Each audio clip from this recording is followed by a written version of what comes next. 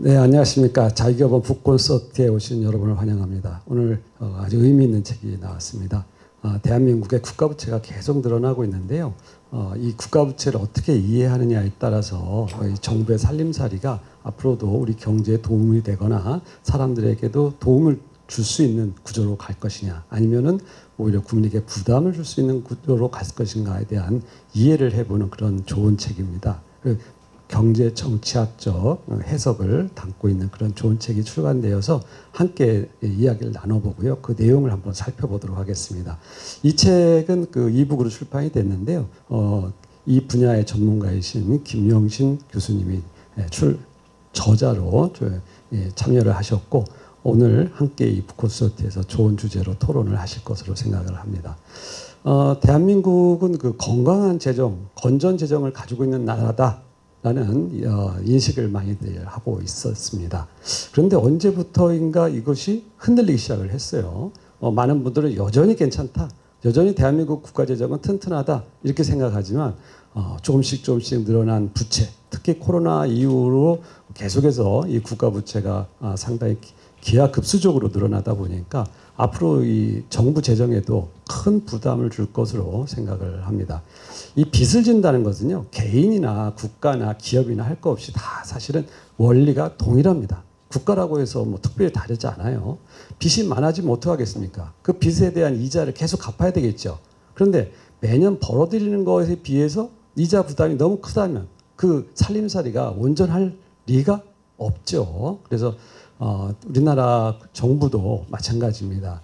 국가 부채라는 것이 무한정 커져 있다. 이것은 우리나라가 발권국이 아니기 때문에 미국 같은 그런 나라가 아니지 않습니까? 그렇다면은 그 국가 부채는 미래 세대가 또 짊어져야 될 그런 부담인 것이 분명합니다. 그래서 오늘 대한민국은 아직도 건강한 경제인지, 아니면 국가 부채가 우리 경제를 심각하게 위협하고 있는 것인지, 또는 앞으로 그런 국가 부채를 어떻게 측정했을 때 그 올바른 이해를 할 수 있는지, 그리고 미래에 이러한 정부 재정 살림살이를 고려했을 때 국가 부채를 어떻게 관리하면 좀 더 우리 미래 세대와 우리 대한민국이 앞으로도 경제 구조가 튼튼해질 수 있는지, 이러한 내용을 함께 저자와 함께 들어보시고 대화를 들어보시고 생각해 보시는 좋은 시간이 되었으면 좋겠습니다. 감사합니다.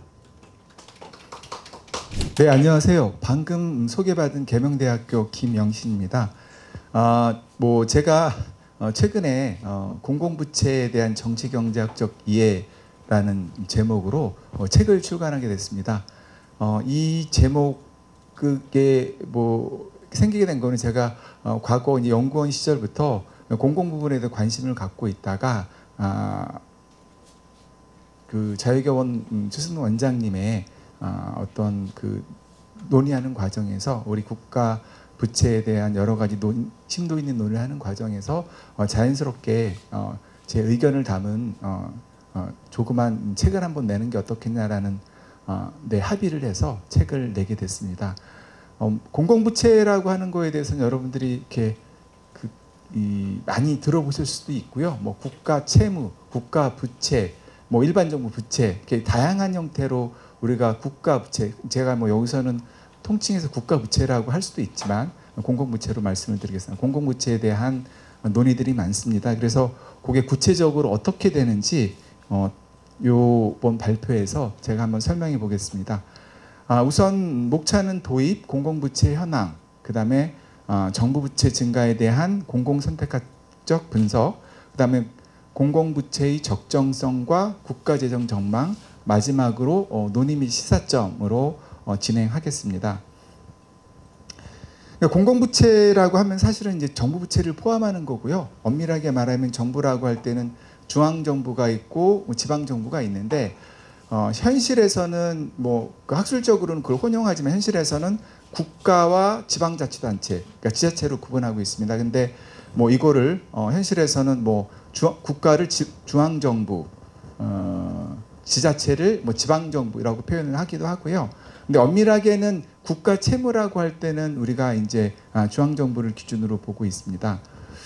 그래서 여기서 공공부채라고 하는 것은 그러한 중앙정부, 지방정부, 비영리 공공기관 등을 포함한, 그리고 거기에 이제 비금융 공기업까지 포함한 포괄적인 개념이라고 볼 수 있겠습니다.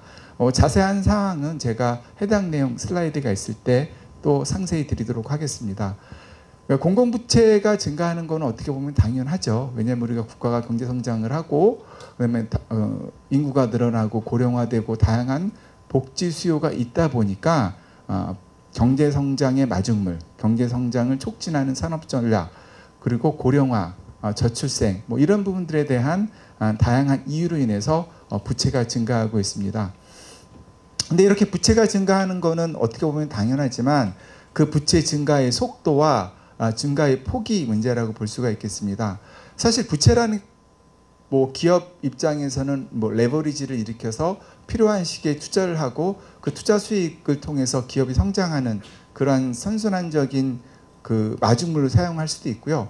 다만 이제 국가의 경우에는 그렇게 부채가 마중물로서의 역할, 즉 경기의 어떤 저점을 이렇게 극복할 수 있는 혹은 경제 성장을 촉진할 수 있는 그런 마중물로서의 역할을 한다라는 것은 학술적으로 증명하기가 사실 좀 어렵습니다. 그러다 보니까 공공부채가 나타나는 문제점이 좀 더 부각이 되는데요. 뭐 예를 들어서 뭐 시기가 지난 세금이 증가한다든지 아니면은 뭐 물가가 상승한다든지 오히려 공공부채로 인해서 실물 경제가 악화된다든지 그 과도한 공공부채에 따른 경제 성장이 하락되는 등의 부작용이 있는 것이 현실입니다.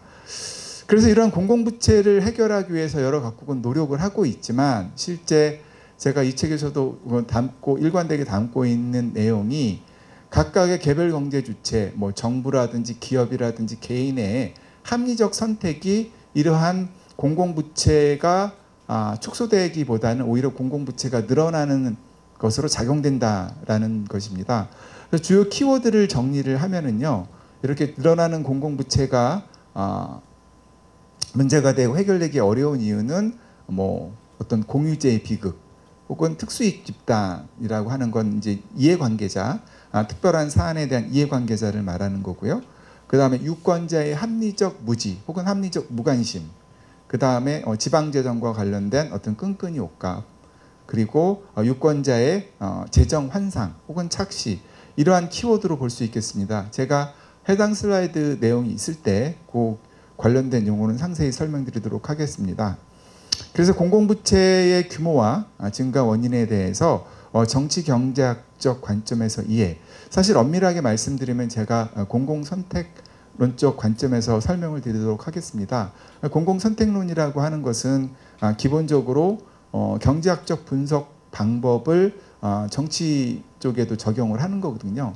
그러니까 개인의 합리적 선택, 개인의 합리적 선택의 관점에서 정치에서 정책 결정에서 의사 과정을 분석하는 것이라고 볼 수 있겠습니다. 정책 결정 과정에서의 참여하고 있는 정치인, 관료 또한 개인의 셀프 인트레스트가 있는 것처럼 개인의 사적 이익에 충만할 수 있는 그런 유인 체계가 있다라는 관점에서 그러한 과정에서 정책 결정 과정을 들여다보겠습니다. 그리고 정치적 이해관계, 그 다음에 제도적 요인에 따라서 공공부채가 급격하게 증가하는 상황에 대해서 설명드리도록 하겠습니다. 이 슬라이드는 이제 그 국가 재정, 나라 재정에 대한 그림입니다. 국회 예산정책처에서 나온 자료를 그대로 가져왔고요. 여기서 보시면 이제 중앙정부 재정과 지방정부 재정으로 크게 나눌 수 있는데요. 아까 설명드렸던 것처럼 중앙정부 재정을 국가 재정, 지방정부 재정을 지방자치단체 재정이라고 볼 수도 있겠습니다. 다만 이제 그림에서 보면은 이렇게 병렬적으로 비슷한 크기의 도형이 있어서 사이즈가 비슷할 것 같지만 현실에서는 중앙정부 재정이 뭐 압도적으로 크다고 볼 수가 있겠습니다.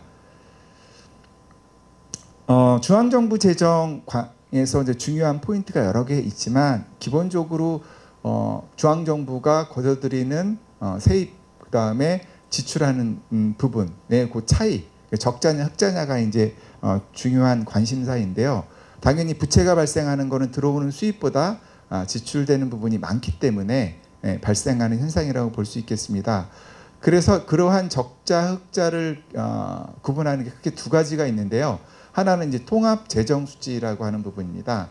통합재정수지는 정부의 수입 중에서 사회보장성 기금, 우리가 흔히 말하는 국민연금이라든지 뭐 건강보험, 이런 흔히 말하는 4대 보험을 포함하고 있느냐에 따라서 그걸 포함하고 있는 게 통합재정수지라고 볼 수 있고요. 그렇지 않은 게 관리재정수지라고 볼 수가 있겠습니다. 그런데 현실에서는 우리 사회보험 중에서 대표적인 국민연금, 4대 우리가 보험이라고 하죠. 4대 보험 중에서 국민연금은 아직 도입 시기가 1988년에 도입되었기 때문에 서구 선진국에 비해 성숙된 기간은 아닙니다.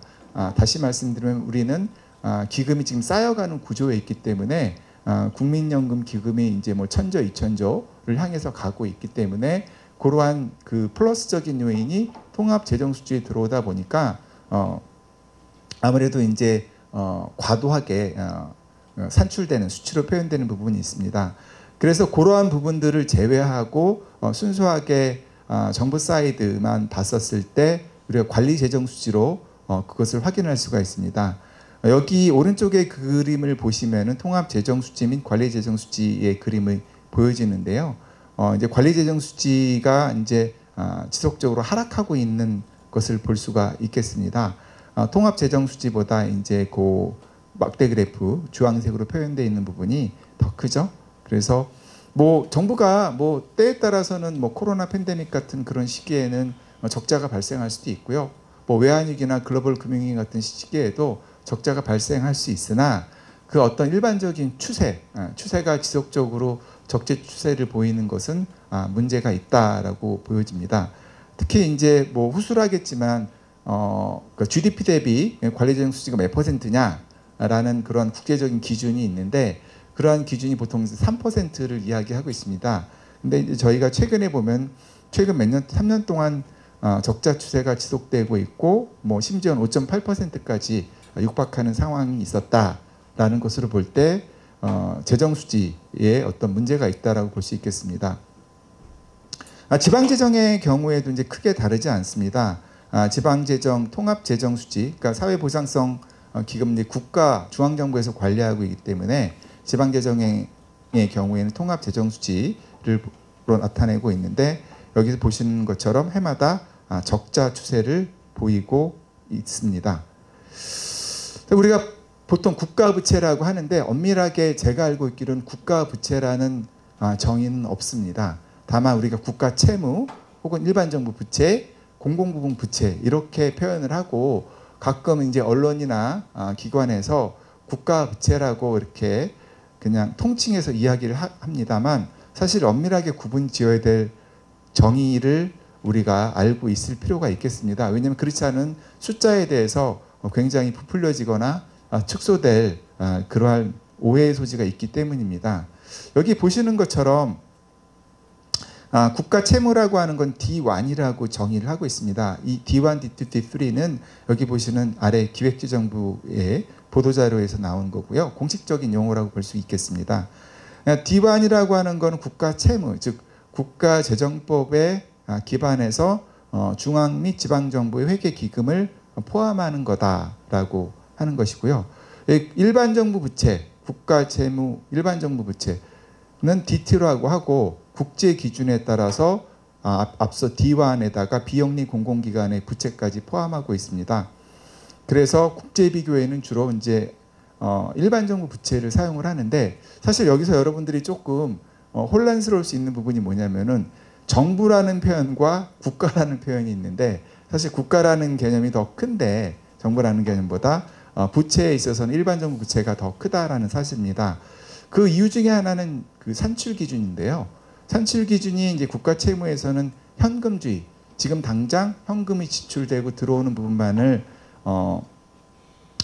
기준으로 한다면은 발생주의라고 하는 건 우리가 흔히 말하는 카드를 썼는데 카드가 지금 당장 지출이 일어나지만 갚아야 될 시기는 나중에 있는 것처럼 국제 기준에 따른 발생주의는 어떠한 행위가 그 지출과 수입에 시간차가 있는 부분입니다. 그래서 이러한 부분들을 국제적 회계 기준으로 사용하고 있고 IMF나 월드뱅크, OECD 같은 곳에서는 이러한 국제 기준으로 국가의 부채, 정부의 부채를 작성을 하도록 권고하고 있습니다. 그래서 한국도 이러한 기준, 우리나라도 이러한 기준으로 작업을 진행하고 발표하고 있습니다. 그래서 국제 비교에 있어서는 일반 정부 부채 D2를 보는 게 일반적이라고 볼 수가 있겠습니다. 또 사실 한편으로는 여기에 우리가 비금융 공기업이라고 하는 부분, 그러니까 D2를 비금융 공기업, 우리가 알고 있는 한국전력공사라든지 한국도시주택공사와 같은 그 공기업, 그러니까 금융 공기업이 아닌 비금융 공기업들의 부채도 포함해서 보는 게 공공부분 부채입니다. 그 D3라고 하는 거고요. 이게 공공부분 부채 D3는 말씀드린 대로 발생주의 회계 기준을 통해 가지고 작성이 되고 있습니다. 일부 한국을 비롯해서 주요 국가들 중에서는 공공부분 부채까지 이렇게 리포트를 하고 있습니다. 그런데 국제 비교를 하기에는 이제 턱없이 부족한 숫자이기 때문에 제한적이기 때문에 실제로 이제 일반 정부 부채를 가지고서 국제 비교를 하는 지표로 사용하고 있습니다. 여기 뭐 그림이 조금 좀 빽빽하게 숫자가 적혀 있는데요. 여기에 보시면은 아무래도 지난 1997년부터 최근까지 D1 국가 채무에 대한 추이를 볼 수가 있겠습니다. 당연히 이제 GDP가 증가하고 경제 규모가 증가함에 따라서 국가 채무도 증가하는데 여기 보시는 것처럼 97년 동아시아 외환위기 당시에 전에는 국가 채무가 60.3조 원이죠. 그리고 이제 GDP 대비 국가 채무 비율이 11.1%였습니다. 근데 2008년 글로벌 금융위기 때는 309조 원으로 거의 뭐 한 5배 정도 증가를 했죠. 그리고 GDP 대비 국가 채무 비율도 25.7% 2배 이상 증가를 했고요. 2021년, 22년 코로나 팬데믹을 지나면서 1000조가 넘었습니다. 1000조가 넘었고 국가 채무가 2023년 기준으로는 1125조, 그리고 GDP 대비 비율은 45.9%, 46.9%. 가장 최근 통계로 이제 국가 채무는 50%가 넘은 거로 알고 있습니다. 이렇게 시간이 지남에 따라서 국가 채무가 증가하고 있다. GDP 대비 비율로도 증가하고 있다는 것을 알 수 있습니다. 그리고 앞서 말씀드린 것처럼 이제 국제 비교를 하기 위해서는 일반 정부 부채를 보여주는 표가 왼쪽에 있습니다. 일반 정부 부채는 아까 설명드렸던 국가 채무 뒤안보다 규모가 클 수밖에 없겠죠. 비영리 공공기관이 포함된 부분이기 때문에 2021년에는 425조였고요. 2023년은 1167조 정도 되고 있습니다. 그래서 GDP 대비 일반 정부 부채 비율도 오른쪽 그림에 보시는 것처럼 이렇게 지속적으로 증가하고 있는 추세를 나타나고 있습니다. 그리고 앞서 D2 일반 정부 부채 플러스 비금융 공기업에 대한 부채 현황입니다. 여기 보시는 것처럼 2011년에는 753조 정도 됐던 공공부문 부채 D3가 2023년에는 1673조 원으로 크게 증가를 했고요. GDP 대비 비율도 52%에서 69.7% 약 70%까지 증가를 했습니다. 우리가 앞서 설명드린 것처럼 D1, D2, D3 외에 뭐 사실 뭐 국가가 뭐 부채를 산출하는 기준 여러 개가 있는데 명시적으로 가끔 언론에서 나오는 논란이 되는 국가 부채가 뭐 2000조다 이렇게 됐었을 때는 여기 보시는 공무원 군인연금 충당 부채라고 하는 부분입니다. 그러니까 공무원하고 군인이 이제 국가에서 공무원연금, 군인연금이 각각 있는데 군인들로부터 받아들이는 보험료 수입보다 지출되는 금액이 크기 때문에 발생하는 부채입니다. 그 차이를 이제 국가 중앙정부가 이제 메꿔주고 있고요. 그러한 부분들이 여기에 오른쪽에 있는 그림인 거고요. 이거는 충당부채 추이라고 하는 거는 이제 발생주의 회계 기준에 따라서 여기에는 미래의 공무원연금, 군인연금으로 지출될 충당할 부채의 규모다라고 하는 부분입니다. 그래서 부채 규모가 뭐 1000조까지 넘어가는데 엄밀하게 말하면 여기 오른쪽 그림처럼 보험료 수입은 상입되어 있지 않기 때문에 지출되는 부분만 보여지기 때문에 숫자가 부풀려지는 현상이 나타났지만 어쨌거나 이러한 증가하는 추세는 마찬가지라고 볼 수가 있겠습니다. 마찬가지로 국민연금은 이제 4대 공적연금 중에 하나이죠. 특수직역연금 중에 공무원연금, 그 다음에 군인연금 외에 대다수의 국민들이 적용되고 있는 국민연금도 마찬가지로 재정수지가 이렇게 지금은 기금이 좀 많지만 40년 뭐 추계에 따라 달라지긴 하겠죠. 그리고 최근에 국민연금 개혁이 이루어졌기 때문에 그 시기가 조금 뒤로 미뤄지기는 하지만 언젠가는 2040년이든 50년이든 언젠가는 국민연금 재정수지도 이렇게 마이너스로 갈 거다. 그래서 그러한 부분에 대한 미적립 부채라고 표현하고 있습니다. 그러한 부채도 궁극적으로는 국가가 방관할 수 없는 도외시할 수 없는 그런 부분이라고 볼 수 있겠습니다. 여기 오른쪽은 이제 사학연금인데요. 사학연금도 마찬가지로 국민연금과 같이 미적립 부채가 발생하는 그런 부분이 있습니다. 그리고 우리가 그 공적연금 외에도 사회보험으로 뭐 기초연금이라든지 국민건강보험이라든지 이런 부분들도 정부가 궁극적으로 책임을 질 수밖에 없는 부분이고요. 기초연금 같은 경우에도 보면은 해마다 증가하고 있습니다. 기초연금 대상자들은 또 노령층이 많고 저소득층이 많다 보니까 또 그리고 인구의 과반수 이상이 대상이다 보니까 굉장히 정치적으로 민감합니다. 그렇기 때문에 정부 여당뿐만 아니라 야당도 선거를 앞두고는 기초연금에 대한 공약을 확대하는 경향이 종종 나타나고 있습니다. 그래서 앞서 설명드린 조세, 사회보험에 대한 부담을 합한 국민부담률이라고 하는 거죠. 그 직접적인 세금뿐만이 아니라 국민연금 보험료, 건강보험 보험료, 그 다음에 뭐 기타 여러 가지 고용보험 보험료 이런 등등을 부담하는 국민 부담률은 여기 보시는 것처럼 GDP 대비 2000년에 20%에서 최근에 29%, 30%까지 육박하고 있습니다. 이게 뭐 OECD 국가들하고 비교해서 높은 수치냐? 높은 수치라고 볼 수는 없지만 요 속도는 굉장히 빠르다. 그리고 향후 한국의 고령화 저출생을 고려할 때는 시간이 지나면 OECD 평균보다도 높아질 가능성이 굉장히 높다고 볼 수 있겠습니다.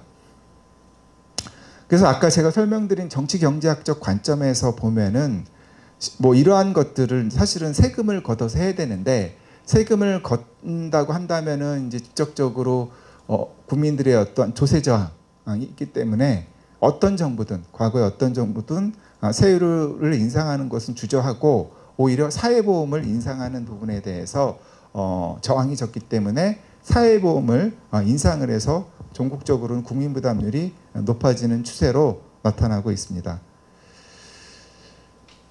그 교재 이제 3장에 있는 내용을 정리해 봤는데요. 앞에서 이렇게 국가 재정이 이렇게 악화되고 부채가 늘어나는 게 아까 설명드렸던 것처럼 경기적 요인 그리고 국가의 어떤 본연의 임무를 수행하는 과정에서 나타나는 자연스러운 현상이기도 하지만 그 외에 추가적으로 어떤 다른 정치 경제적 요인으로 불필요한 국가 부채, 정부 부채, 국가 채무가 늘어나는 것은 아닌지 이 책에서 살펴봤습니다. 앞에서 설명드렸던 공공선택학 혹은 공공선택론이라고 과거에 이야기를 했었는데 공공선택의 관점에서 보면은 뭐 그 공공정책의 의사결정에 참여하는 그 정치인들과 관료 그리고 이러한 뭐 이해관계자들도 마찬가지로 셀프 인트레스트가 있다라고 개인 합리적 선택을 하기 때문에 그러한 과정에서 여기 보이는 로그롤링이라든지 지대추구, 포크 배럴 이런 키워드들이 나올 수 있는 것입니다.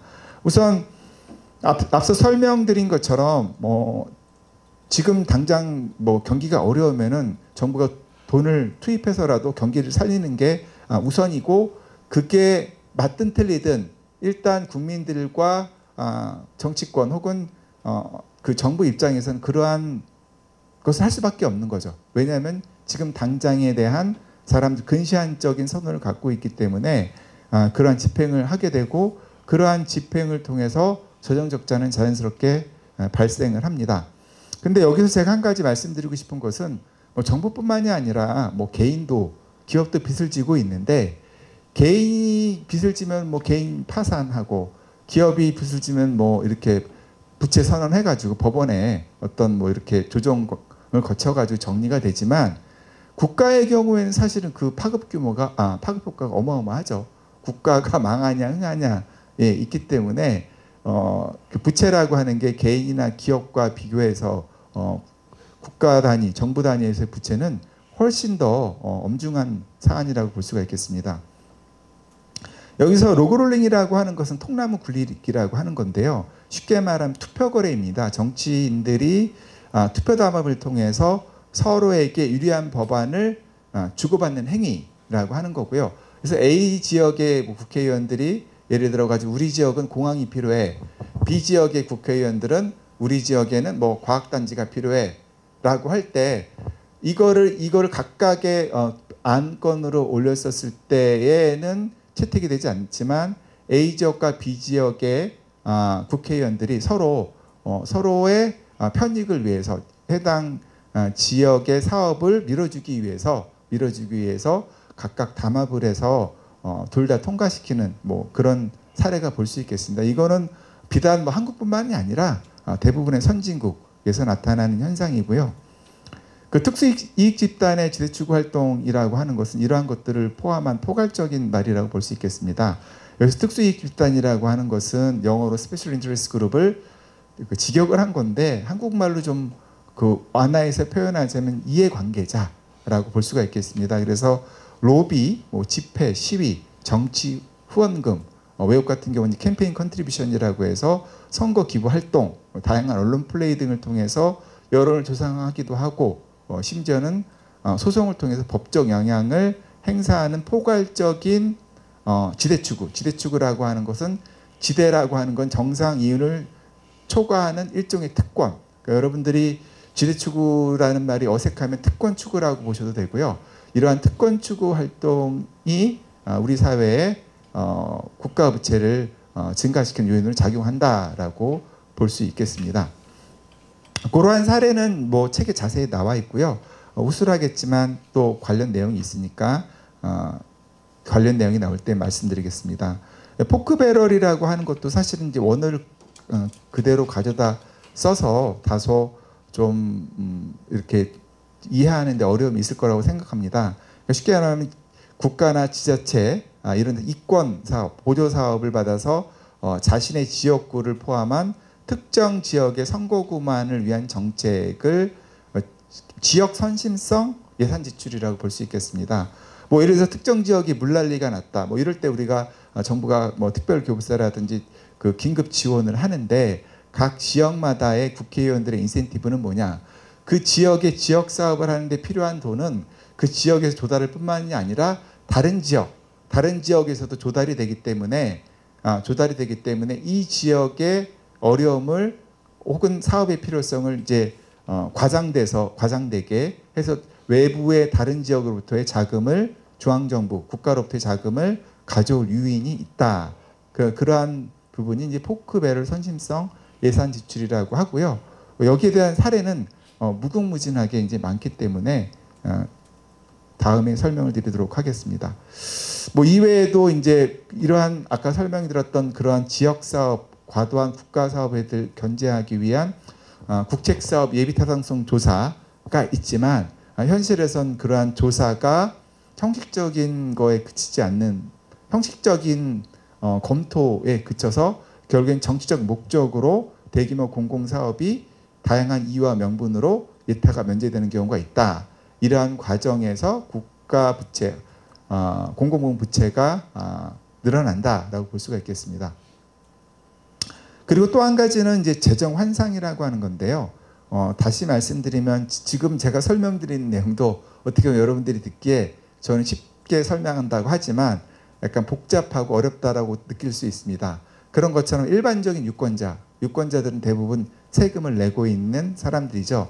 이러한 사람들이 복잡하고 간접적인 세금 구조, 그 다음에 재정 지출에 대해서 이해하기 어렵기 때문에 정부가 일단 돈을 쓰는 거에 대해서는 환영을 하고 나중에 세금으로 걷어가는 거에 대해서는 잘 모르는 그런 미스매치라고 볼 수 있겠죠. 그러한 것을 우리가 physical illusion, 그러니까 재정적인 착시 현상이다. 지금 당장 돈을 주는 게 결국엔 내 주머니에서 나갈 거지만 일단 돈을 받으니까 좋다라고 하는 그러한 재정 환상이 나타날 수 있다. 그러한 부분들이 공공부채를 늘리는 요인으로 작용한다고 볼 수 있겠습니다. 또한 유사하게 이제 합리적 무관심이라고 하는 것은 설령 내가 이러한 재정적인 문제를 다 이해하고 있고 그래 관료들이 공공 정책을 결정하는 과정에서 정치인들과 함께 기대추구를 하고 있어. 그렇지만 그거를 내가 안다고 한들 야 가서 하지 마 이렇게 말릴 수도 없고 호자 개별 시위를 해서 그걸 막는다 하더라도 그 돌아오는 이익은 굉장히 작은 거죠. 국민 개개인의 조그만 세금이 모여서 큰 돈이 되는 거고 나한테 그러한 공공정책에서의 지대추구 활동을 이렇게 하지 못하도록 하는 그러한 개인적 비용은 크기 때문에 내가 유권자 개인은 그러한 잘잘못 혹은 지대추구 활동이 정부 세금을 낭비하고 국가 재정을 젖먹는 거를 안다고 할지라도 무관심한 게 합리적이라는 거죠. 무관심한 게. 왜? 그거를 통해서 얻을 수 있는 내 활동에서 막아서 얻을 수 있는 편익보다 개인의 입장에서 유권자 한 명의 입장에서는 비용이 훨씬 크기 때문이죠. 그래서 알면서도 무관심하는 무지한 그러한 개념이 합리적 무관심입니다. 유사하게 합리적 비합리성이라고 하는 거는요. 유사한 개념이 조금 다른데 유권자들의 비합리적인 신념이 정부 부채 증가를 유도할 수 있다. 예를 들면은 복지 지출은 원하는데 세금은 깎아줬으면 좋겠다. 이거는 말 그대로 이루어질 수 없는 거죠. 그럼에도 불구하고 내가 좋아하는 어떤 그게 비합리적인 거라도 그러한 정책을 선호하는 게 합리적 비합리성이라는 이유로 인해서 정부 부채가 증가하는 현상이 나타날 수 있습니다. 그래서 이러한 정부 부채가 언제까지 증가하냐? 정부 부채가 증가하는 게 그럼 끝없이 증가할 수 있느냐? 이제 그렇지 않죠. 우리가 이제 EU라는 그 유럽연합이 개별 국가에서 이렇게 통합이 됐었을 때 몇 가지 기준이 있었는데 가장 중요한 기준 중에 하나가 그 재정 적자하고 정부 부채에 대해서 각국이 얼만큼 건전하냐 그리고 앞으로 건전하게 살림살이 할 거냐라는 부분이었습니다. 왜냐하면 이제 그 각국의 그 통화를 하나의 그 화폐로 통일을 하기 때문에 각국의 어떤 경제력과 재정 적자 및 정부 부채 같은 것들이 중요한 기준이 되었습니다. 그때의 기준이 뭐였냐? 재정 적자 기준은 GDP 대비 3% 이하여야 된다. 그리고 정부 부채 기준도 GDP 대비 60% 이하여야 된다. 이 기준은 이제 이후에도 통합이 된 이후에도 지금에도 계속 권고안으로 작용하고 있습니다. 물론 이제 일부 이태리라든지 정부 부채가 심각한 그리스 같은 국가들은 이러한 기준을 충족시키지 못하고 있는 상황입니다만 다른 여타 국가들도 최소한 이 기준을 맞춰야 되고 심지어는 이 기준을 맞추지 못했을 때는 어떤 EU 차원에서의 제재도 할 수 있는 상황입니다. 이러한 기준으로 볼 때 한국은 어떠냐? 우리나라는 현재 재정적자 기준이 GDP 대비 3%가 넘는 거죠. 관리재정 수지를 보면은. 그리고 정부 부채 기준도 GDP 대비 50%니까 아직 60%는 초과하지 않았습니다. 다만 이제 앞서 보셨던 그 증가 추세를 보면은 머지않아 정부 부채, 일반 정부 부채 기준도 GDP 대비 60%가 넘는 건 시간 문제일 것입니다. 그리고 앞서 설명드렸던 그 공공 부분, 공공 부채는 당연히 넘었고요. 여기 이제 그림과 표는요. 오른쪽 표는 이제 국회 예산정책처에서 국가 채무 아까 말한 D1이죠. 중앙정부하고 지방정부 회계 이런 기금을 포함한 국가 채무 전망을 하고 있는 자료인데요.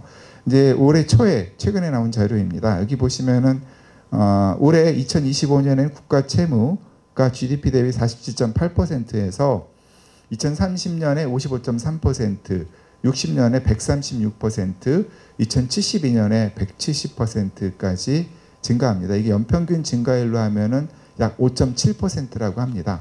물론 이제 미래에 여러 가지 경제 상황, 대내외적인 환경 변화가 있어서 국가 채무 전망이 이거보다 더 뭐 기존 시나리오가 이런 거 이거보다 높을 수도 있고 낮을 수도 있겠지만 기본적인 국가 채무가 지속적으로 증가한다는 것은 명확관화한 사실입니다.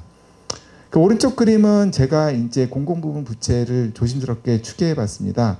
왜 국가 채무, 일반정부 부채 D1, D2는 이제 공식적으로 나오는 통계이고 D3 같은 경우에는 국제 비교가 어렵고 물론 정부가 산출을 하고 있습니다만 그러한 공공부문 부채가 전국적으로 국가가 감당해야 될 부분이기 때문에 공공부문 부채는 어느 정도까지 증가하느냐를 살펴봤습니다. 앞서의 공공부문 부채가 늘어난 연평균 증가율을 감안해서 특히 코로나 팬데믹 시기와 뭐 특별히 이제 어려움이 있었던 특별한 정부 지출이 많았던 시기를 제외하고 연평균 증가율을 적용해서 살펴본 공공부문 부채는 2033년에는 약 2,500조 정도까지 증가할 것으로 전망되고 있습니다. 그래서 공공부문 부채가 이렇게 증가하는 게 앞서 설명드린 것처럼 뭐 경제 성장이나 복지 지출 측면에서는 당연하지만 공공 선택의 관점에서 볼 때 뭐 여러 가지 이익 집단들의 이해관계자들의 지대 추구 활동으로 인해서 공공부문 부채가 지속적으로 늘어나게 된다. 이러한 과도한 공공부문 부채는 결국은 금융시장에도 문제를 일으킬 뿐만 아니라 그리고 물가 상승 등 전국적으로 유권자 국민들한테 어떤 부작용으로 다가올 거다라고 하는 것이 이 책에서 서술하고 있는 바입니다. 뭐 그런데 왜 이게 문제냐? 다른 나라도 하고 있지 않느냐? 미국도 하고 있고 일본도 하고 있는데 왜 나만 갖고 그래라고 말씀하실 수 있겠지만 사실은 그들과 다른 거는 기축통화국이기 때문이죠. 미국과 같은 경우에는 아시다시피 달러가 기축통화고 일본과 같은 경우에는 이제 국제통화이기 때문에 원화와는 다른 상황이기 때문에 우리가 이게 문제라고 볼 수 있는 거고요. 심지어는 기축통화국인 미국도 지금 정부 재정 적자로 심각한 어려움을 겪고 있는 것을 우리가 목도하고 있습니다. 그래서 이러한 공공부채를 관리하기 위해 적정한 수준에서 관리하기 위해서 즉 지속 가능한 재정이라고 하는 것은 완화적 표현이지만 결국엔 국가가 지속 가능하기 위해서는 어떤 일정한 준칙하에서 재정을 운영해야 된다라고 하는 재정 준칙이 필요하다라는 부분입니다. 뭐 이 부분에 대해서는 여러 전문가들이 오래전부터 주장해왔고 논의해 왔지만 아직까지 정치적 관점에서는 이거를 법제화할 유인이 없기 때문에 약하기 때문에 재정 준칙이 법제화가 이루어지고 있지 않습니다. 결국에는 헌법이 보장하는 자유시장 경제 질서, 사유재산권, 경제 원리 등이 침해되지 않게 재정 정책이 설계되는 것이 지속 가능한 재정과 국가가 아닐까라고 생각합니다. 네, 이상으로 제가 준비한 부분은 여기까지입니다. 감사합니다. 네, 안녕하세요. 저는 원래 오늘 그 김영신 교수님이 좋은 책을 써주셨는데 거기에 어떻게 보면 코멘트, 그다음에 이해를 돕고자 질문을 하러 나온 대구시 전 재정점검단장으로 일했던 김대철입니다. 네, 원래 그 재정학에서 공공부채, 공공채무 뭐 이런 이름으로 이야기되고 있는 이 개념이 우리나라 경제나 재정에서 굉장히 중요한 부분인데 교수님이 그걸 일반적인 재정학적 관점에서 푸는 게 아니라 책에서 설명한 건 공공선택 이론이라고 그런 측면에서 공공부채가 증가하는 것을 굉장히 위험하다 이런 측면에서 아주 잘 설명해 주셔가지고 저도 그 토론을 맡기 전에 책을 읽고 쭉 왔는데 굉장히 개념 설명도 되게 쉽게 해주셨고 그 다음에 그런 측면에서 공공부채가 증가하는 게 왜 증가했고 그 다음에 그 부분이 증가하면 어떤 우리나라에 문제가 있을 거라는 부분에 대해서 되게 쉽게 설명을 잘해 주신 것 같아서 앞으로 이 책이 나오면 또 다른 공공선택 측면에서의 재정학의 바이블이 될 수 있지 않을까 이런 생각이 듭니다. 일단 저는 이렇게 생각하고요. 그런 측면에서 제가 이제 책을 보면서 나중에 이제 이 책이 나왔을 경우에 유튜브든지 아니면 이북으로 인터넷으로 볼 경우에 이해를 좀 돕고자 그 다음에 책에서 조금 미진한 부분이 있을 경우에는 제가 도움을 드리기 위해서 몇 가지 궁금한 내용에 대해서 질문을 하도록 하겠습니다. 그러니까 그냥 오픈된 상태에서 그냥 서로 이렇게 대담하듯이 이렇게 하면 될 것 같습니다. 그래서 그런 측면에서 일단 첫 번째로 참 어렵죠. 공공부채 막연히 들어보면 되게 어려운 이야기인데 교수님이 조금 전에 설명을 하신 것처럼 어렵게 생각하지 마시고 채무, 부채 이런 말은 그냥 우리가 일상생활에서 이야기하는 내용은 빚입니다. 빚. 그러니까 그냥 우리 가족을 기준으로 해서 생각한다면 예를 들어 내가 뭐 고등학생이다, 대학생이다 이러면 아버지가 돈을 벌어 오시지 않습니까? 그 다음에 내 학비라든지 뭐 아니면 엄마가 이제 생활하실 때 나가는 돈이라든지 이런 아버지가 벌어오시는 돈에 그 수입에 맞게 이제 돈이 지출이 돼야 되는데 그게 지출이 더 많은 겁니다. 그래서 그럴 경우에 어떻게 해야 될까요? 그러면 뭐 우리가 가지고 있는 지출을 줄인 거나 아니면 아버지 보고 저기 나가서 뭐 세컨잡이라든지 서드잡이라든지 일을 더 하셔갖고 돈을 더 벌어오거나 근데 그게 어렵다고 하면 결국은 어떻게 되냐면 은행 가서 돈을 빌려야 됩니다. 그 방법밖에 없습니다. 그렇지 않습니까? 근데 국가는 국가를 담보로 해서 은행에서 돈을 빌릴 수도 있지만 자체적으로 채권이라는 정서를 발행해서 돈을 시장에서 이렇게 빌려올 수 있습니다. 그래서 그런 걸 다 포함한 게 결국은 채무라고 보시면 됩니다. 부채고. 근데 이제 교수님이 설명하신 것처럼 채무 부채라는 말도 참 어려운데 말씀드린 것처럼 채무란 말이 들어가는 거는 현금주의. 그러니까 예를 들어 내가 돈을 뭐 기업에서 돈을 뭐 물건을 팔았는데 그 돈이 바로 들어올 수도 있고 나중에 들어올 수도 있지 않습니까? 예를 들어 이번 달에 물건을 팔았는데 다음 달에 돈이 들어온다. 그러면 현금주의로 보면 그거는 그 돈이 안 들어온 거고요.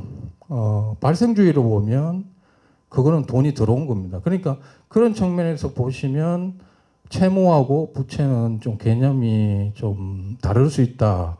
그렇지만 전체적으로 총 그걸 합쳐놓고 보면 굉장히 큰 우리나라의 부채든 채무든 공공이든 뭐든 하여튼 증가할 수밖에 없는 상황이다라는 이야기를 교수님이 공공선택 이론으로 하셨는데요.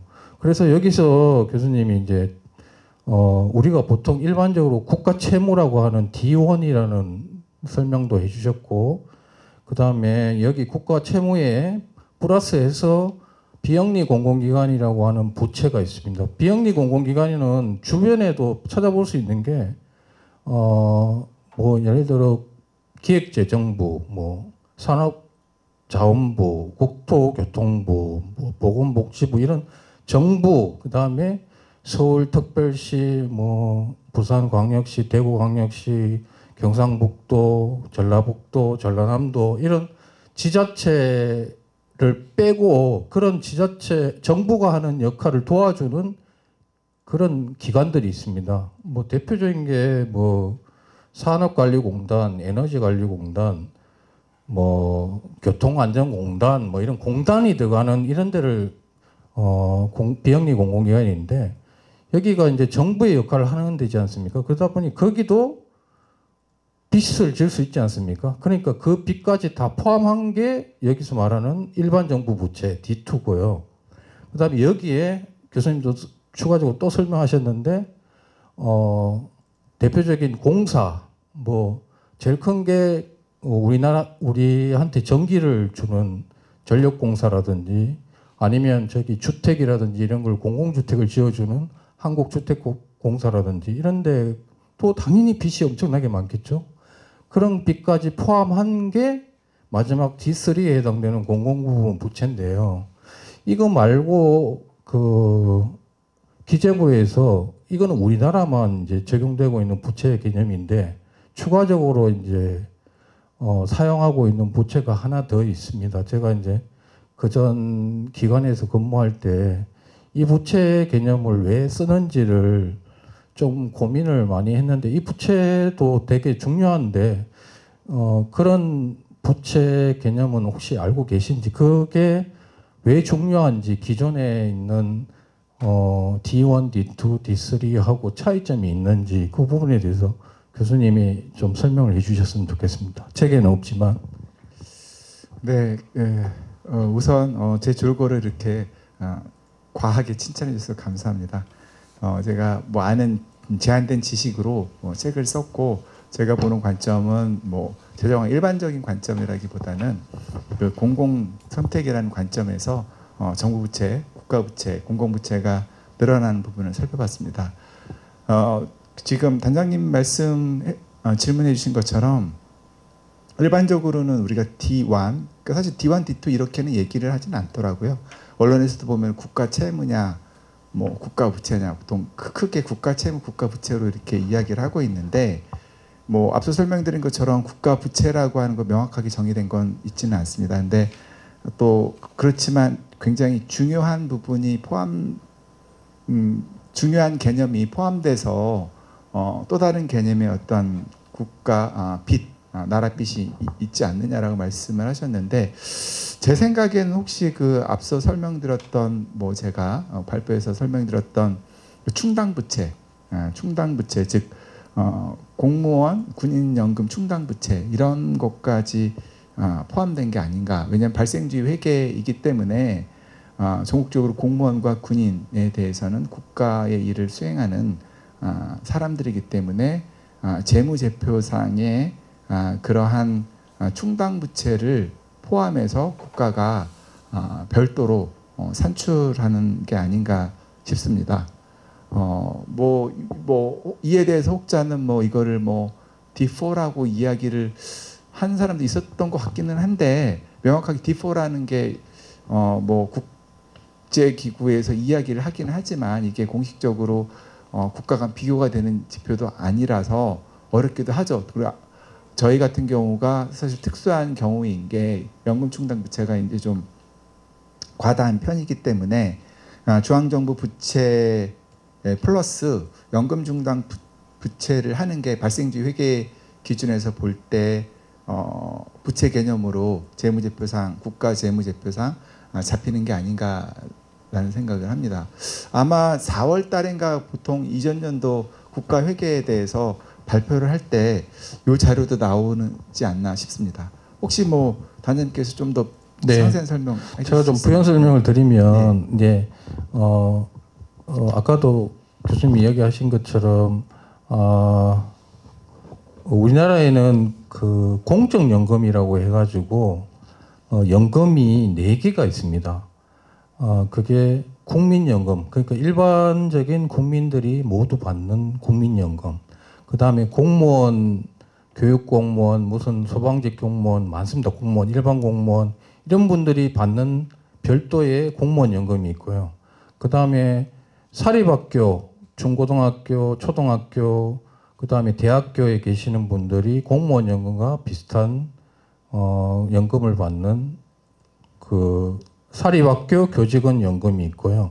그 다음에 마지막으로 군인들만을 대상으로 하는 군인연금이 있습니다. 그래서 뒤에 3개는 특수직업, 그러니까 특별한 직업을 가지고 계신 분들의 노후 생활을 보장하기 위해서 만든 연금입니다. 그런데 이 4개 연금이 물론 뭐 공무원 연금이나 군인 연금은 이미 적자가 나가지고 문제가 있지만 나머지 3개 그 국민연금도 실질적으로 우리가 내는 물론 최근에 원래 4월달에 국민연금이 새로 개혁을 해서 통과가 됐는데 거기도 충당 부채가 발생을 합니다. 왜냐하면 지금 우리가 받는 급여에 비해서 보험료를 적게 내고 있거든요. 그래서 나중에 그게 이제 빚이 돼서 나중에 우리한테 증가가 되기 때문에 눈에 실제로 발생은 하지 않았지만 발생주의로 보면 예, 실질적으로 미적립되어 있는 부채라고 볼 수 있기 때문에 그래서 이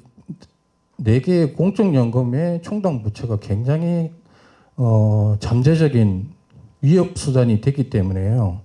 그래서 국가가 아까 교수님이 말씀하신 것처럼 저희가 예산을 짜지만 매년 6월 달쯤에 국회에서 결산을 합니다. 결산을 할 때 그 부채 개념으로도 같이 내야지만 어떻게 보면 좀 국민들한테 제대로 된 재정 정보를 제시하지 않나 해서 이렇게 별도로 재무제표상에 부채를 이렇게 발표를 하고 있는데 제가 왜 이걸 설명을 드리냐면 우리나라의 공공부채라 그러니까 너무 많아가지고 다들 헷갈릴 것 같아서 그래서 네 어쨌든 실질적으로 공식적으로 발표하는 부채 채무는 4개가 있다 이런 말씀을 드리려고 네 질문을 했습니다. 이해를 돕고자.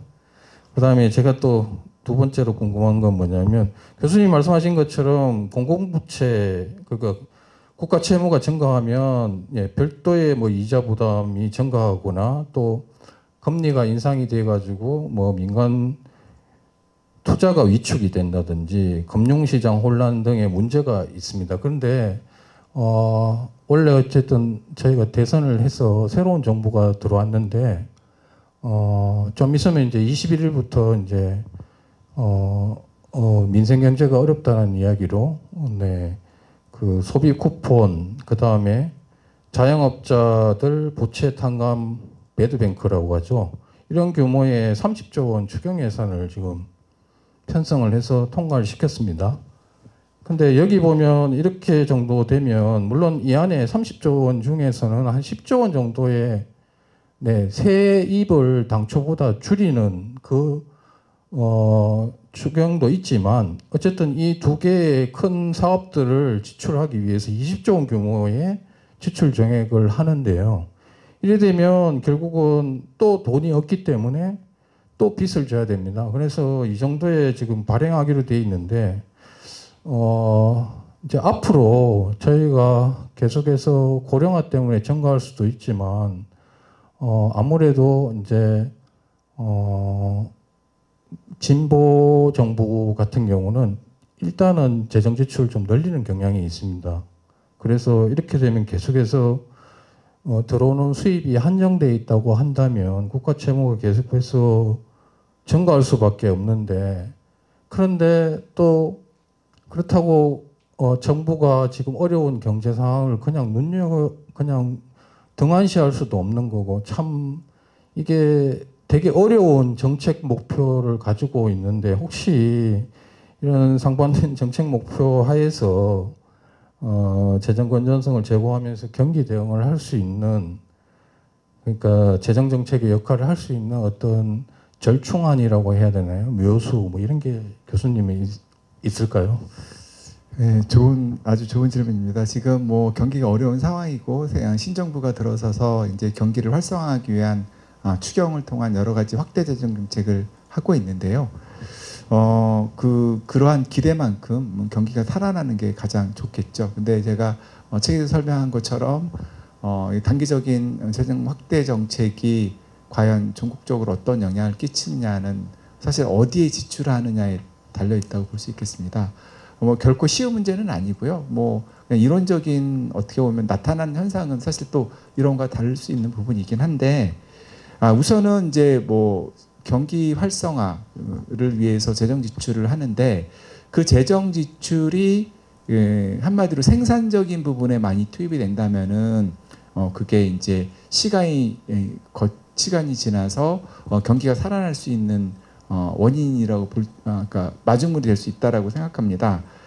뭐 예를 들어 가지고 뭐 R&D 투자라든지 뭐 교육 훈련 투자, 뭐 디지털 인프라 뭐 이런 쪽에 투자가 된다면은 그게 시차가 지나면서 경제 전반의 생산성을 높이고 그게 경제 성장을 촉진해서 세수가 확대되는 그런 선순환으로 갈 수 있지만 그렇지 않다라고 한다면은 쉽지 않을 것 같습니다. 그리고 뭐 물론 부득이하게 복지 지출을 안 할 수 없는 상황이고 사회복지 지출에 있어서도 우리가 어떤 그냥 일회성 소비에 그치기보다는 뭐 어떤 교육이라든지 뭐 좀 젊은 어린이들 이런 쪽에 복지 지출 즉 생산성을 높일 수 있는 쪽에 지출이 이루어지면은 시차가 지나서 전국적으로는 세수 기반이 확대되는 즉 우리가 그렇게 걱정했던 것만큼 우려했던 것만큼 부채가 발생하지 않을 수도 있겠습니다. 그렇지만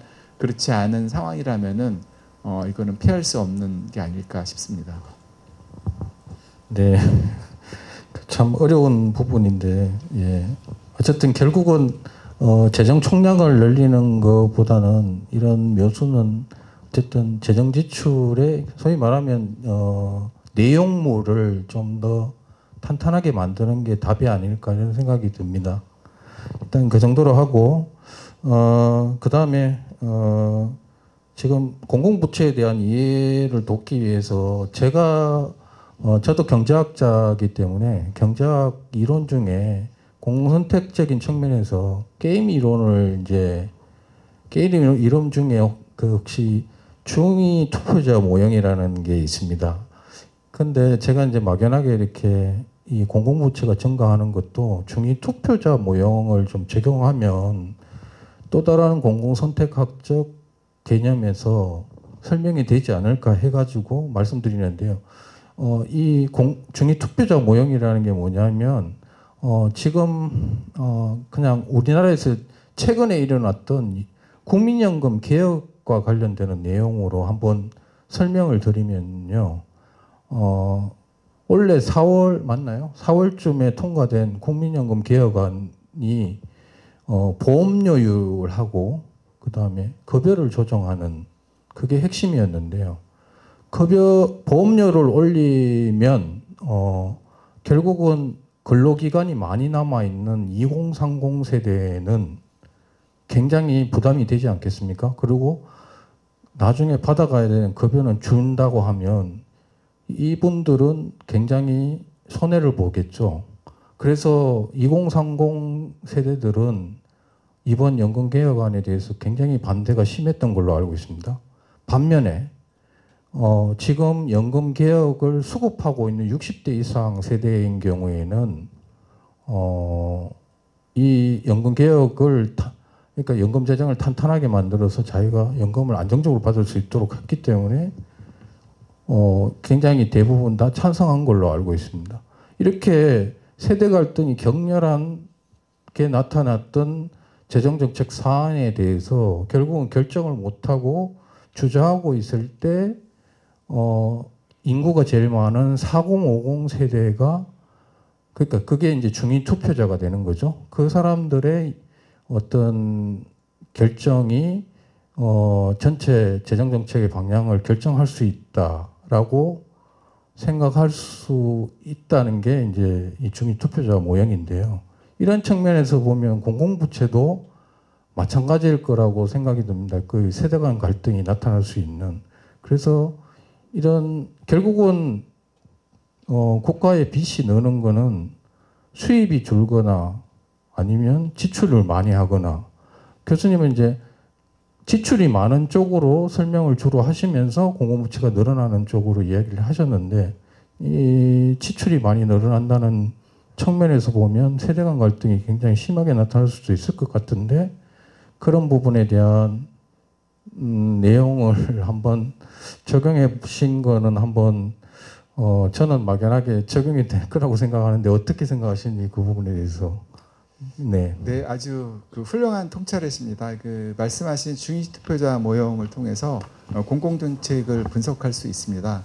앞서 말씀하셨던 국민연금의 경우에는 그러니까 중요한 게 중위투표자를 보는 게 우리 중위투표자라고 하는 게 그 실제 유권자 투표한 사람들 중에서 가운데 중위수를 보는 거거든요. 중위수를 보는 건데 영문 같은 경우는 나이가 중요하기 때문에 중위 나이, 그러니까 중위 연령, 실제 중위 연령이 중요한 기준이 되고요. 중위 연령 유권자 가운데서는 40대 후반이나 아마 50대 초반쯤 생각이 되고 그들 입장에서 그 중위 투표자, 중위 연령, 그러니까 나이 기준으로 중위 투표자의 기준으로 보면은 당연히 이제 연금을 받을 시기가 가까워지니까 연금에 대한 베네핏이 커지는 걸 선호하겠죠. 뭐 지금 당장 조금 더 내더라도 연금을 더 받는 게 좋은 그런 쪽으로 원할 거고 그렇지 않은 보다 젊은 세대들은 앞으로 보험료를 더 많이 내야 되기 때문에 연금 개혁에 대해서 베네핏을 늘리는 것보다는 보험료를 줄이는 보험료의 부담이 적어지는 쪽으로 개혁을 원할 거지만 앞서 뭐 단장님께서 말씀하신 대로 한국의 인구 구조가 그 50대가 가장 많고 그 중위 투표자 연령이 대개 추정하기에 따라 다르겠지만 뭐 40대 후반에서 50대 초반이기 때문에 연금적인 관점에서 보면은 과다한 연금 베네핏으로 인해서 재정이 부담이 되는 쪽으로 즉 자칫 이게 아까 미적립 부채 연금에 대한 미적립 부채가 정부 부채로 합산된다면은 부채가 늘어나는 것으로 작동이 될 것 같고요. 또 한 가지 관점 아까 지금 최근에 어떠한 이런 소득의 관점에서 보면 중위소득이 평균소득보다 솔직히 제가 알기로는 낮습니다. 그러니까 중위소득이 평균소득보다 낮고 그 차이가 점점 격차가 벌어지고 있는 관점에서 보면은 그러한 관점에서의 중위투표자 모형으로 분석하면은 정부의 어떤 여러 가지 재정 지출을 선호할 가능성이 높다. 아무래도 소득이 낮은 계층은 뭐 이 상황을 좀 타개하고 극복하기 위해서 정부의 어떤 적극적인 지원을 선호할 가능성이 있기 때문에 그러한 부분에서도 재정 지출은 늘어날 수밖에 없지 않냐라고 생각이 듭니다.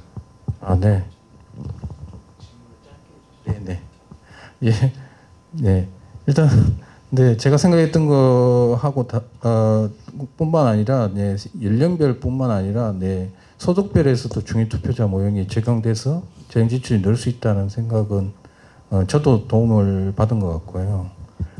그다음에 아까 교수님이 지출 측면, 그러니까 돈을 쓰는 측면에서의 정치인이나 관료들의 지대축 모형이라든지 이런 공공선택 이론으로 재정 지출이 증가해서 공공부채가 는다 이런 이야기를 하셨는데 한편으로 보면 이 공공선택 이론을 재정 수입이 감소하는 쪽에서도 생각해 볼 수 있습니다. 그게 대표적인 게 뭐냐면 비과세 감면이 굉장히 많습니다. 우리나라에. 근데 국회에서도 비과세 감면에 보통 이제 3년 정도 일몰이 돌아오는데 그때마다 항상 논란이 되다가 결국은 뒤로 일몰을 다시 연장을 하거나 아니면 새로운 비과세 감면을 이렇게 신설할 때 이런 공공선택 이론이 적용될 부분도 있을 거라고 생각이 드는데 이쪽에 혹시 생각해 놓으신 대표적인 사례가 있으신지 네, 궁금합니다.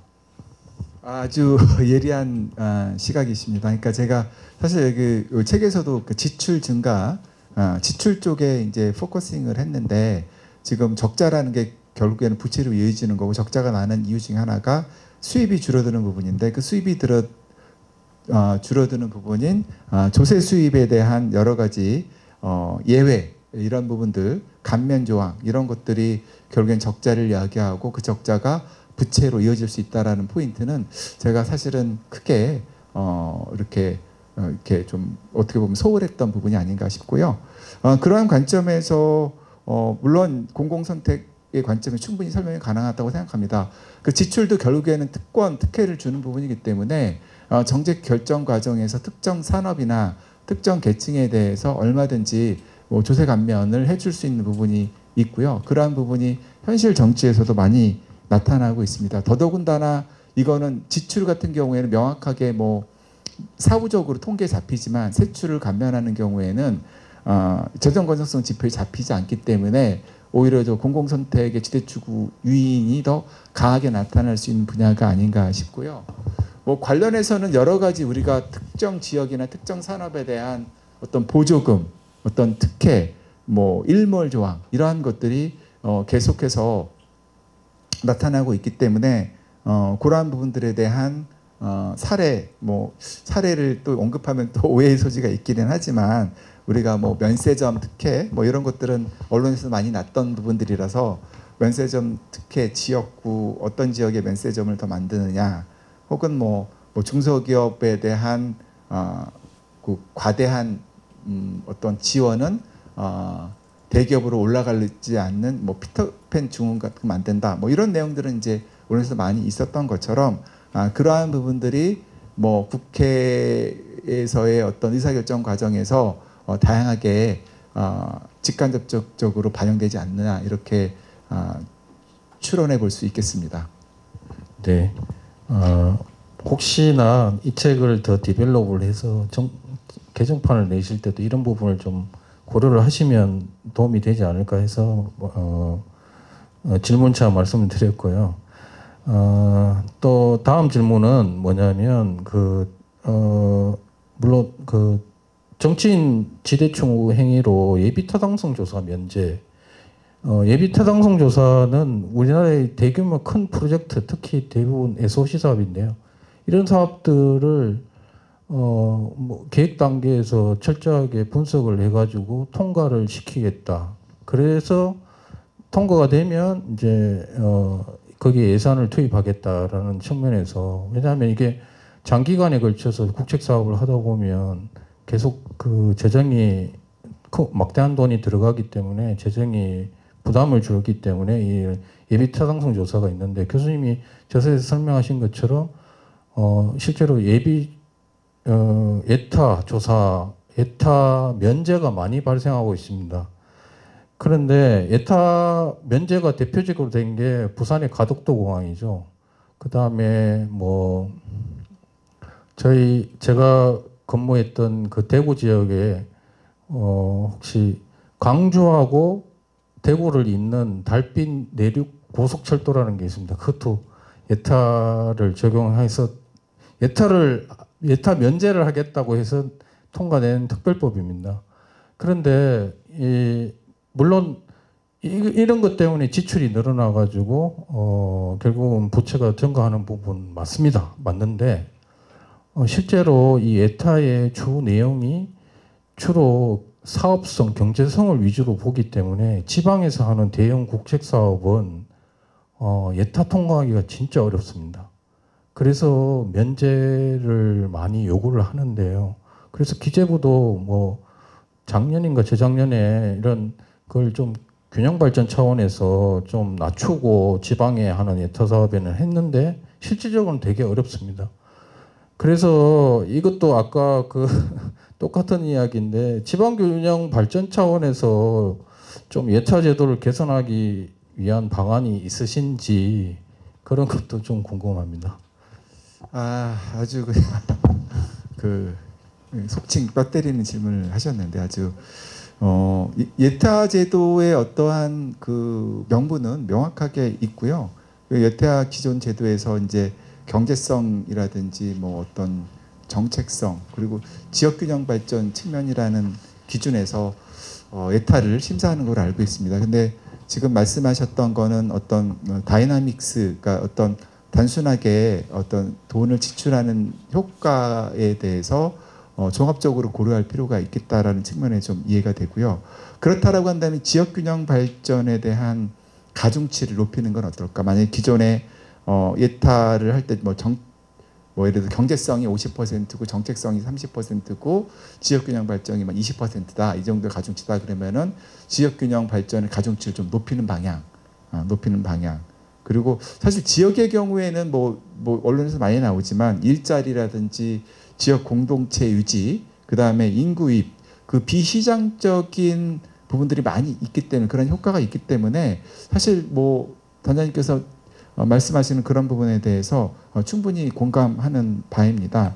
다만 이제 예타 면제의 경우에는 우리 다른 정책도 마찬가지지만 돈을 지출하려고 심사할 때는 굉장히 꼼꼼하게 하는데 지출되고 나서의 과정, 사후 검토는 상대적으로 좀 소홀한 게 아닌가 이런 생각이 듭니다. 그래서 그렇게 해서 예타가 면제된 사업에 대해서 뭐 착수 3년 후 뭐 중간 평가를 한다든지, 그다음에 사후 평가에 대해서 조금 더 지금보다 엄밀하게 관리를 한다면은 뭐 충분히 저는 뭐 긍정적으로 볼 수 있겠다라고 합니다. 그러니까 예타 자체가 재정 통장 장치이지만 지역 균형 발전을 위해서 굉장히 제한적인 구조적 문제를 안고 있기 때문에 앞서 말씀드린 그러한 부분으로 좀 보완할 수 있지 않을까 싶습니다. 다만 이 또한 정치적 악용 가능성을 최소화하기 위해서는 우리가 엄밀하게 그 사후 평가를 통해서 그 결과를 투명하게 공개를 한다면은 그러한 요인들이 조금 완화되지 않을까 싶습니다.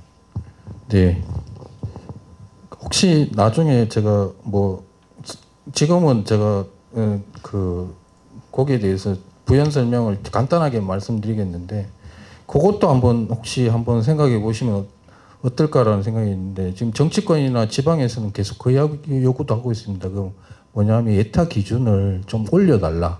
그러니까 지금 총사업비 500억에 국비 300억 이상인 것만 지금 예타 사업으로 선정을 하고 있는데, 그거를 지방에서는 1000억에 국비 500억 투입되는 사업 이상으로 해달라, 그렇게 이야기를 하고 있는데, 그 부분은 어떻게 생각하세요? 그거는 이제 나중에 좀 혹시나 뭐 하실 기회가 있으면 좀 생각을 해보셨으면 좋겠고요.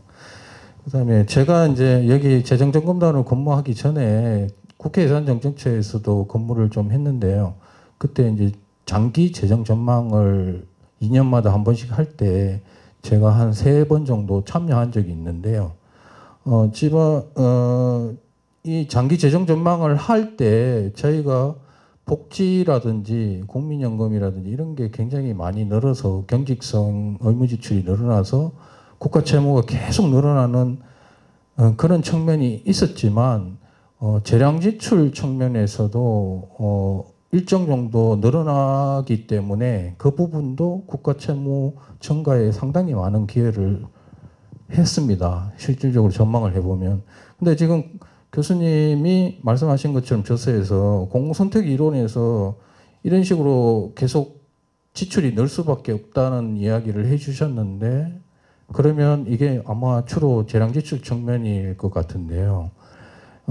제가 지금 질문 드리고자 하는 요지는 뭐냐면, 이렇게 공공선택적인 측면에서 지출이 계속해서 증가할 수밖에 없다면, 원인을 여기에서 찾았다면 과연 공공선택적인 측면에서 이런 재량 지출을 막을 수 있는 방법은 혹시 있나요? 혹시 있다면 뭐 예를 들어 뭐 제가 이제 대구시 재정점검단장으로 있을 때 지출 구조 조정을 좀 했는데, 그때 기준을 세울 때 혹시나 이런 걸 좀 적용할 수 있는 그런 기준이 혹시나 있는가, 그게 궁금하네요.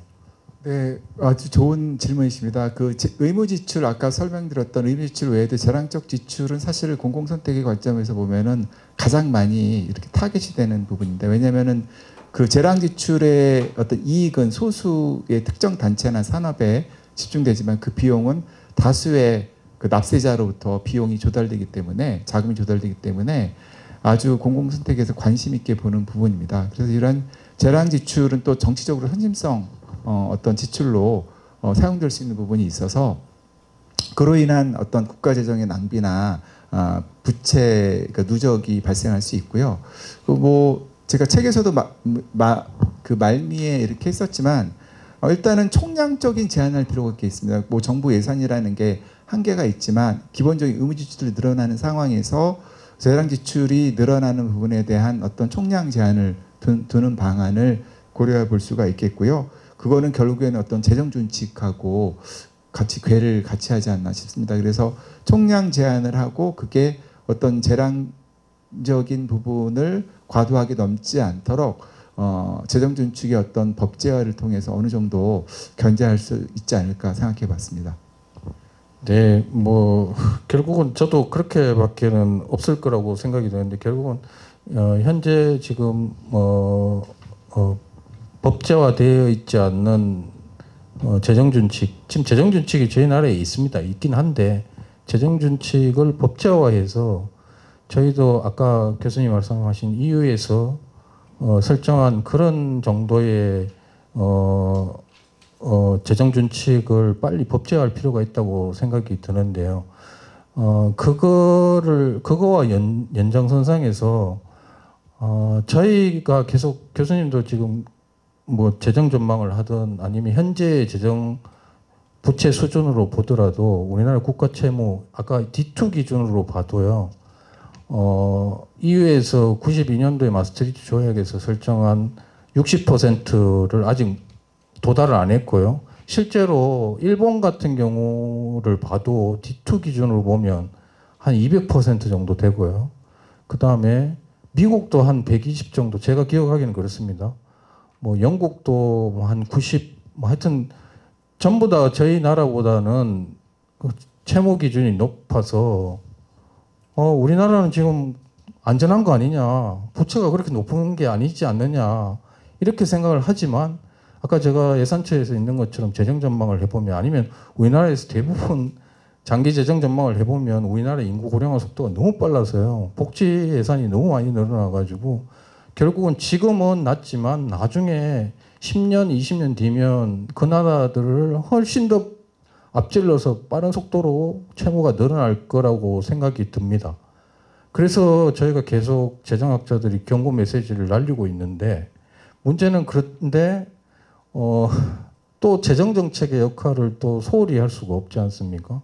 그래서 일정 정도의 지출이 늘 수밖에 없어서 이런 우리나라 사정을 감안을 할 경우에 재정정책을 법제화하려면 그 기준이 되는 채무 같은 경우 채무 수준을 과연 어느 정도가 적정하다고 보시는지 우리나라의 이런 상황에 맞는 채무 그러니까 적정 채무 수준 되게 어려운 건데요. 이게 저도 참 우리나라의 이런 경제나 사회 상황에 맞는 인구 상황에 맞는 채무 수준이 어느 정도인가를 찾아보려고 노력을 많이 했지만 답이 안 나왔는데 혹시 그쪽에 대해서 혹시 뭐 생각하고 계시는 우리나라의 적정 채무 수준이 어느 정도인지.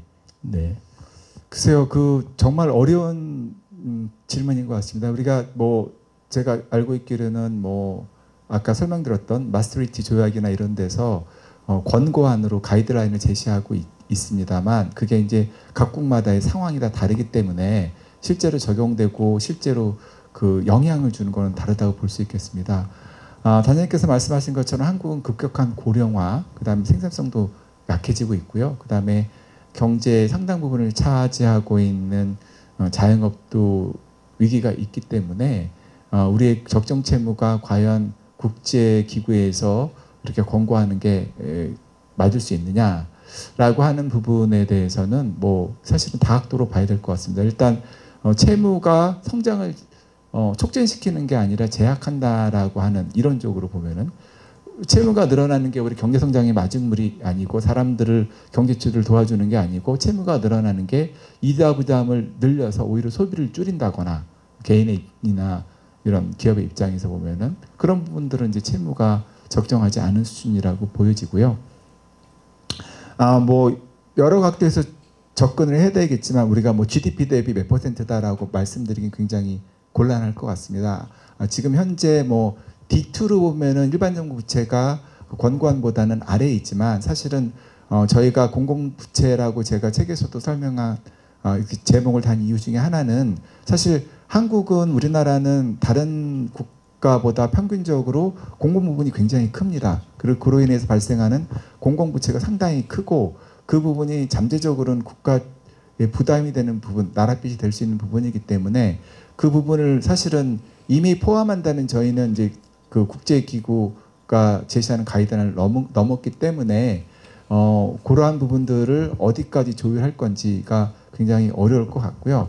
그래서 뭐 조심스럽게 뭐 이게 명확한 답이 될 수 있을까 모르겠지만 조건부로 우리가 뭐 부득이하게 재정 지출을 늘려서 관리재정 수지 적자가 심해진다. 혹은 일시적으로 GDP 대비 부채 비율이 높다라고 하면 이게 조건부로 해야 되지 않을까 싶습니다.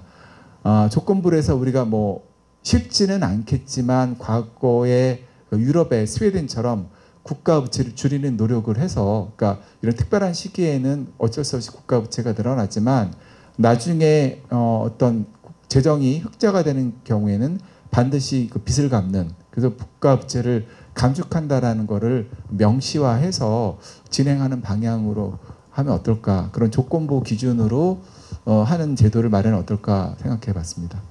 네, 뭐 일단 제가 준비한 질문은 여기까지인데요. 뭐 전반적으로 이해를 돕고자 하기 위해서 제가 질문하기 전에 설명도 좀 많이 하고 했는데 교수님한테 훨씬 더 많은 그 시간을 못 드린 것 같아서 진행자 겸 토론자 입장에서 죄송하다는 말씀 드리고요. 일단은 이걸로 저서에 대한 뭐 Q&A 시간은 마치고자 합니다. 감사합니다. 예, 감사합니다.